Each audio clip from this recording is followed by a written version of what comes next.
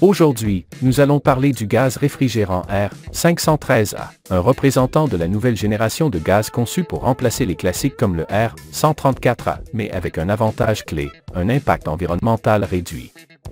Le R513A est un mélange géotropique, composé de 44% de R134A et 56% de R1234IF. Le résultat? Un réfrigérant avec un potentiel de réchauffement global, PRG, d'environ 631, bien plus bas que celui du R134A, qui dépasse les 1400. Et un point très important, il est non inflammable. Il est classé à 1 en matière de sécurité, ce qui en fait une option très fiable pour de nombreuses applications. Le R513A est principalement utilisé dans les systèmes de réfrigération commerciale, les refroidisseurs d'eau de type Chier, et également comme remplaçant direct du R134A dans de nombreux équipements existants. Avantage du R513A. Il peut être utilisé comme substitut direct du R134A, sans avoir à reconcevoir tout le système, ce qui en fait une excellente option pour les rétrofits. Il permet de prolonger la durée de vie de l'équipement, notamment dans les contextes où la réglementation environnementale interdit le gaz d'origine ou rend sa disponibilité difficile sur le marché. Le R513A est idéal pour les applications nécessitant un gaz non inflammable, tout en ayant un faible impact écologique. Il offre également de bonnes performances énergétiques, comparables à celles du R134A. De plus en plus de fabricants intègrent le R513A dans leurs équipements. Voici quelques exemples notables. Embraco l'a approuvé pour les compresseurs des séries NE, NT et NJ, aussi bien pour les basses que pour les moyennes hautes pressions, sans compromettre les performances. Tecumseh l'utilise dans des modèles portant le code Y, adapté aux applications à haute pression. Danfoss l'a intégré dans ses compresseurs Turbocore série TT, utilisés dans les refroidisseurs d'eau, depuis décembre 2017. Coplan a développé sa technologie Scroll Booster optimisée pour le R513A, idéale pour les applications de réfrigération à basse et moyenne température. L'usage du R513A est en forte croissance, surtout dans les pays où les réglementations environnementales exigent des gaz à faible PRG.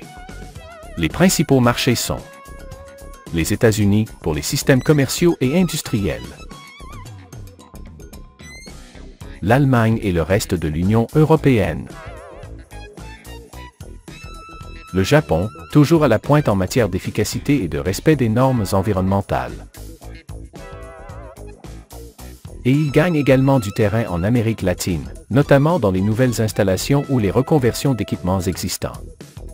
Le R513A est commercialisé sous des noms comme Opteon XP10 ou Solstice, disponibles dans de nombreux points de vente en réfrigération.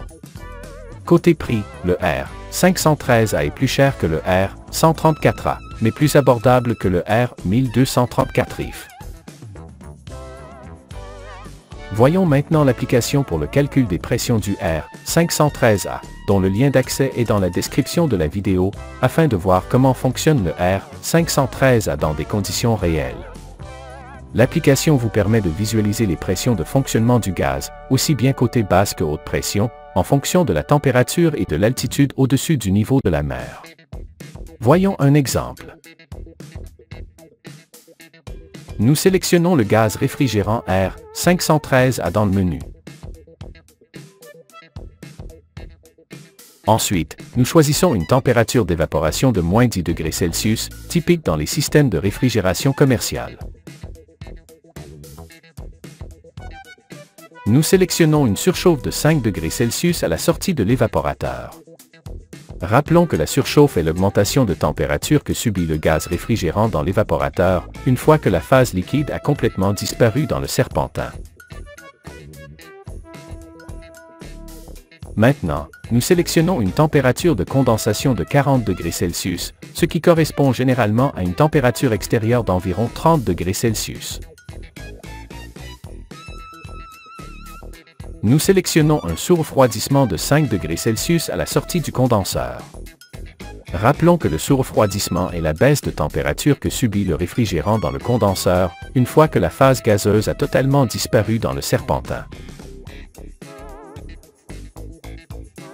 Pour connaître la pression exacte indiquée par le manomètre, il faut entrer une donnée très importante, l'altitude au-dessus du niveau de la mer à l'endroit où l'équipement est installé. Dans ce cas, nous allons sélectionner 1000 mètres au-dessus du niveau de la mer. Avec ces données, l'application calcule automatiquement la pression côté basse, ou pression d'évaporation. Changeons maintenant d'exemple. Nous fixons une température d'évaporation de moins 20 degrés Celsius, plus fréquente dans les applications de congélation. Et ainsi, nous obtenons la nouvelle pression correspondante.